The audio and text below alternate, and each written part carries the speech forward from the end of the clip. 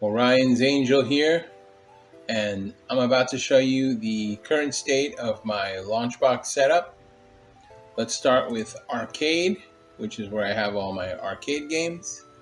We'll start with arcade bezels. These are the realistic arcade bezels I made. They're divided by the mega reflective shaders made by Hyperspace Madness, which are all these. And then we have the regular bezels, which don't have that effect, but I hope to add them to these arcade games soon. From there we have developers, all the Atari games, Capcom, Valley Midway, Cave, Data East, you get it. Then we have a game series. Now these are games that have sequels. So they're all like in the same family. These are the 1940s games, Arkanoid, Art of Fighting, Asteroids. All these games are all part of the same family. And then we have genres, so like beat 'em ups. Now the thing about beat 'em ups is when you scrub for artwork for some games, some reason they'll classify beat 'em ups as fighters, and I don't classify them as fighters. To me, they're beat 'em ups, and oftentimes they take place in the city. Not always, but there's just a certain way I look at things because I grew up that way. Like, this is beat 'em ups to me. And then there's fighters. Now these are the regular fighting games with the health bars above. So, and you have light gun, maze, mechanical games. I think this is self-explanatory. Paddle games, shooters. Now shooters, to me, shooters, when you're talking about arcade, are like space shooters. Because some people will classify shooters as any game with somebody shooting a weapon or something, or first person. But that's, to me, when you say shooters, like the first thing that comes to mind is mostly space shooters. There are a few exceptions like Berserk, but other than that, and then there's of course the sports games, that's self-explanatory. Now we have here the ages. Now what are the ages? The ages are like, this is the golden age of gaming. These are the early games from like 78 to like 84. These are like the games that really defined the arcades and basically got the whole industry started. And why isn't Pac-Man here, or Miss Pac-Man? See, this is the thing about maintaining LaunchBox. There's so much going on, and sometimes things get messed up. So what you do is you go to edit. I put source golden age. So what I would do now is look for Pac-Man. So I would go to Pac-Man, which is, where's Pac-Man? Okay, it's right here. Then I go like this. And yeah, for some reason this one overlapped that one. And there you go. And I'll have to look to see if any other ones are missing another time. But so yeah, Miss Pac-Man. So now when I go here, they've been added. So there you go. Yeah, playlist is one of the best things that they added to LaunchBox, in my opinion. I love the playlist. So now we're going to go to computers, Atari computers. That would be Atari 800 ST. I don't include 400 because Atari 400 and 800 are basically the same thing, so it's kind of pointless. The 400 games work on Atari 800, so it doesn't really make sense. So then you have the Commodore systems, Commodore 64. We owned the Commodore 64 when I was growing up, and It really helped during the video game crash. It was the only thing we had to play games. I owned on it Donkey Kong and Cubert carts, and I played those for like a year. They were like the only video games in the house. So I'm kind of nostalgic for the Commodore 64. And there's the Commodore Amiga, Commodore VIC-20, yeah, I think I said that already. And now MS-DOS, and Scum VM, or Scum, I don't know how you say it, Scum VM, which is DOS and Apple and a few other systems. And then we have other platforms like the Amstrad, Apple II, MSX, the Fujitsu FM Towns Marty, which in my opinion has some amazing music.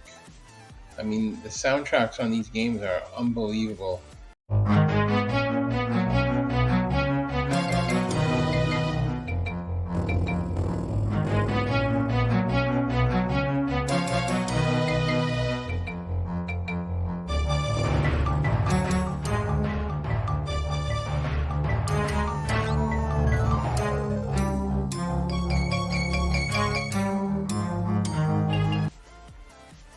Then you have the MSX and MSX2 games, which I put together there. Now the Sharp systems, Sharp X1, the Sharp X1 isn't that great, but the Sharp X68000, now that's a good system. This is a good computer. It has about like the same power as a Super Nintendo. I classify all the arcade games on it here with a playlist. I like to point out what the arcade ports are on each system. Then you have the Sinclair, which I'm not a big fan of. I should classify what arcade games are here, but I don't think there's enough games. Of course, then there's Windows, by franchise, by genre. It's publisher, pretty basic. Now we go to consoles, Atari. Now I owned an Atari 2600, or rather my family did, so there's a lot going on here. All my all-time favorite games on Atari. I like to have them all in one place so I can go to them whenever I want to check these games out. The arcade ports, like I said earlier, I like to put arcade ports, like classify them all in one place. Games based on cartoons on TV, developers, the different companies. This one goes on for a while. Games based on movies, platformers, prototypes, puzzles, unreleased games. Yeah, this one goes pretty long. Then there's Atari 5200, which I'm nostalgic for because we also own this system. And despite people not liking obviously the controllers are crap. But despite that, I always thought this system was really good. Maybe it's biased because I'm nostalgic for it. I have a lot of, these are games I own. So basically favorite games, when I put favorite games, what it means is each game means something to me, has a memory, or I remember something about playing it, where I was, what I did. Each game is very it brings me back to a time, each game. That's what, to me, when I add to favorites, that's what that means to me, like all-time favorite. Then the arcade ports, developers,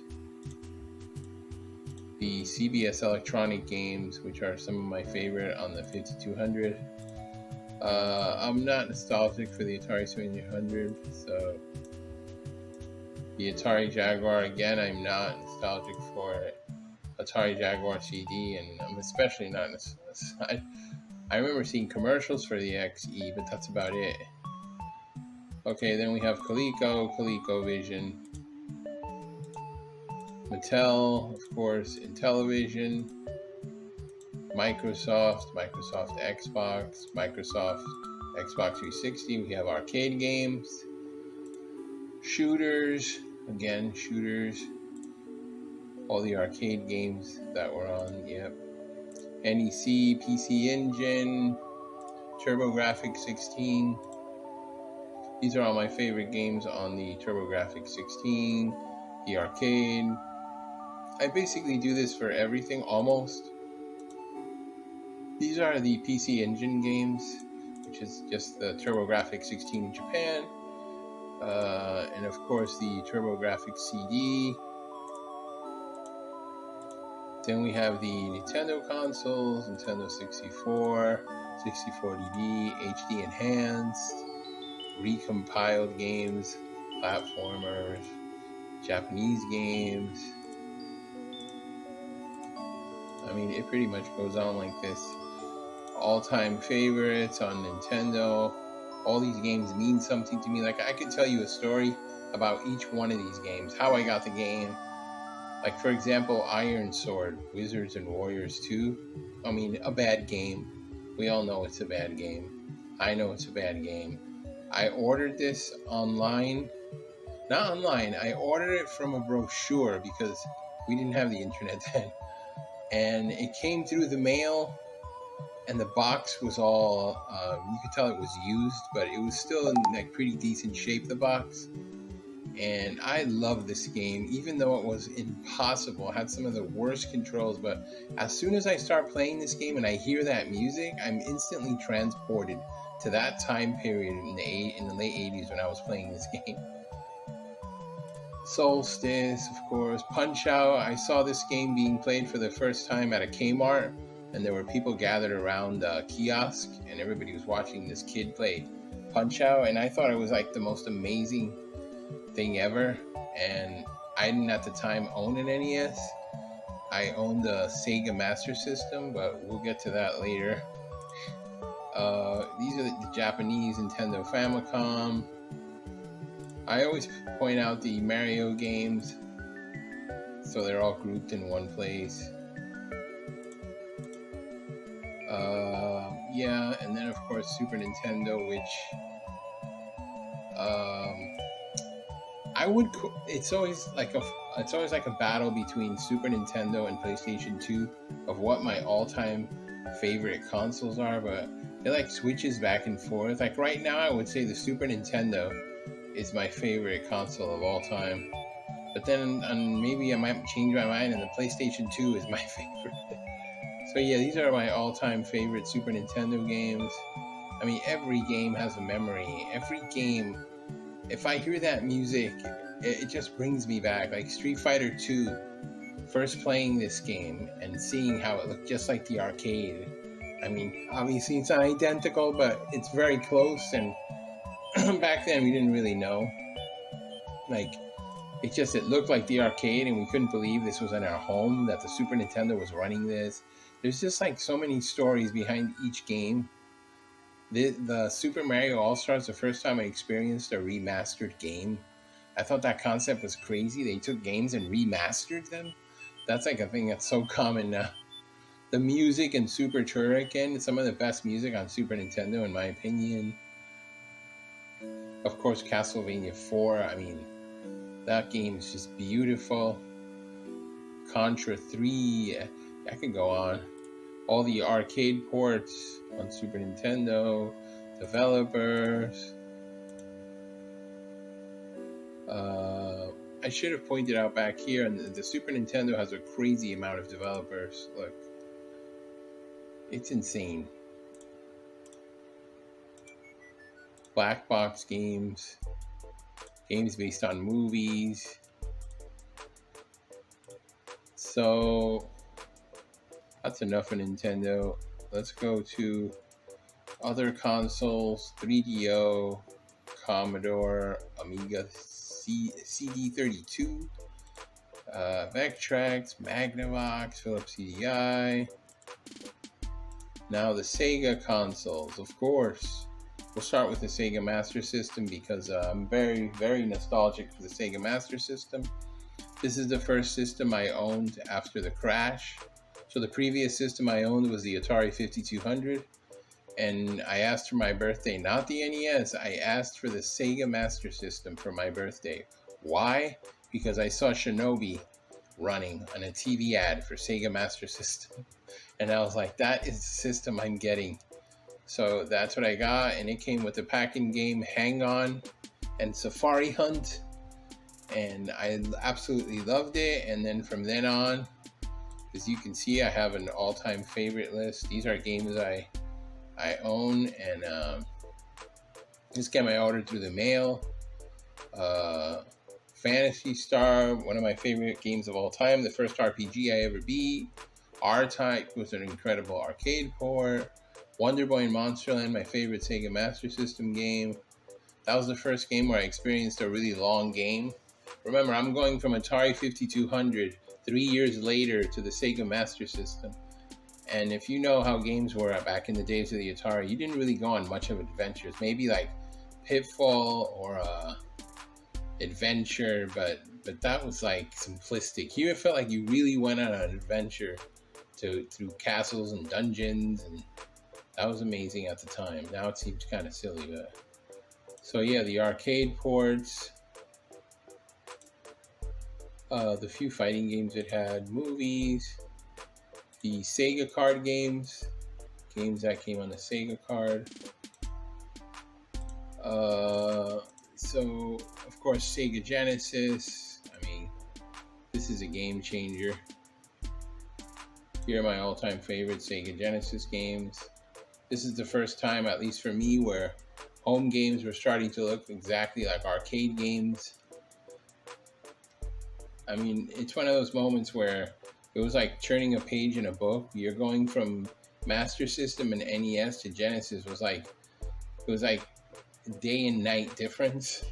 It was like you didn't want to play those old systems anymore. Yeah, I originally was going to get a Sega Genesis when it had the Altered Beast pack-in, but I couldn't save enough money yet. But when I eventually did save enough money to get the Genesis, by then the pack-in game was Sonic the Hedgehog.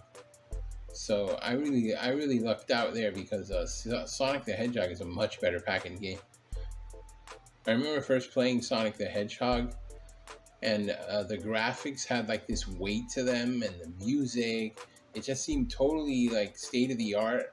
The graphics weren't flickering like NES games. It was just felt like, wow, this looks expensive. Yeah. It should be noted that I did get an NES eventually. Like 2 years after I got the Sega Master System, I finally got an NES, which I loved also. So yeah, Sega 32X, Sega CD. I never owned the Sega CD, but I rented it. I actually rented it twice. Sega Dreamcast, homebrew games, shmups. I don't know why I didn't label it shooters here. I labeled it shmups. So Sega Saturn, Sega SG-1000 is master. No, not that. Well, no, it's not the Master System. It was only in Japan, but I'm pretty sure that the Sega My Card games are some of the card games on the Master System. Where are they? These are SG-1000 games, because they both use cards, and I noticed some of the games are the same games, so I'm pretty sure. I know the Sega Master System was the Sega Mark III in Japan, which also had card games, which are the same card games that are the SG-1000. That's why I think the Sega Master System was two systems in one. The SNK Neo Geo CD. This has some great CD music. The Neo Geo games, of course. Now the Sony consoles, of course, the Sony PlayStation 1. Each one of these games, again, means something to me. It's where I first played Tomb Raider. Kind of was like, it was a game changer for me, playing Tomb Raider for the first time. Tekken, Klonoa, Symphony of the Night, another Konami masterpiece. Ridge Racer, which is the first game I played on the PS1. So, yeah, those are consoles. I could show there are a lot of arcade ports on the PS1. The PlayStation 2, my favorite PlayStation 2 games. SSX, is the game I got with the PlayStation 2. That was the first PlayStation 2 game I ever played. Shadow of the Colossus. I mean, it's interesting. Shadow of the Colossus I beat on PlayStation 2 on easy mode. I beat Shadow of the Colossus on PS4, the remastered version, or was it PS3? It was either PS3 or PS4, the remastered version. I beat it on the middle setting, and then I beat the remake on PS4. I think it was on the hardest setting. So I beat this game on every setting, but on 3 different consoles. Yeah, it's where I first played Grand Theft Auto 3. It's another one of those game-changing moments that changed gaming for me. It should be noted that the Sega Nintendo GameCube also is another game I'm very nostalgic for. When I used to babysit my nieces, they would always play the GameCube, and it's just very nostalgic to me. Soul Calibur 2, Resident Evil 4, which I think is the best, or is the best game of that generation between PS2, Xbox, and I think Resident Evil 4 is the defining game of that generation, at least in my opinion. So okay, now these are franchises. What this is self-explanatory. Franchises, games that all the games on all different systems. Alright, so now these are Handheld, Atari Lynx, Bandai Handheld, the Wonder Swan Color, Swan Crystal Games, Vertical, Game & Watch Games, Nintendo Game & Watch Games,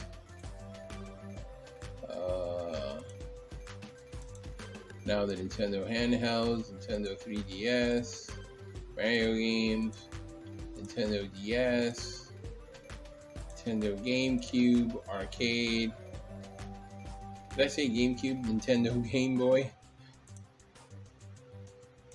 Nintendo Game Boy Advance, Nintendo Game Boy Color, Sega Handheld, Sega Game Gear, which was basically a Sega Master System, portable version of it. Sonic games. I also do it with the Sonic games. I'll put all the Sonic games together. SNK, Neo Geo Pocket, Sony Handheld, PlayStation Vita, and Sony SP. And finally, I have the mini consoles. So you know all the mini consoles that were released. The Famicom mini console. Here are all the games that were included on the Famicom mini console. On the Neo Geo Mini International, Super Famicom Mini, and then the US versions, Neo Geo Mini included these games, NES Classic Edition, PlayStation Classic Edition, which wasn't a great lineup, Sega Genesis Mini, the Sega Genesis Mini 2, Super Nintendo Classic, which had an amazing lineup,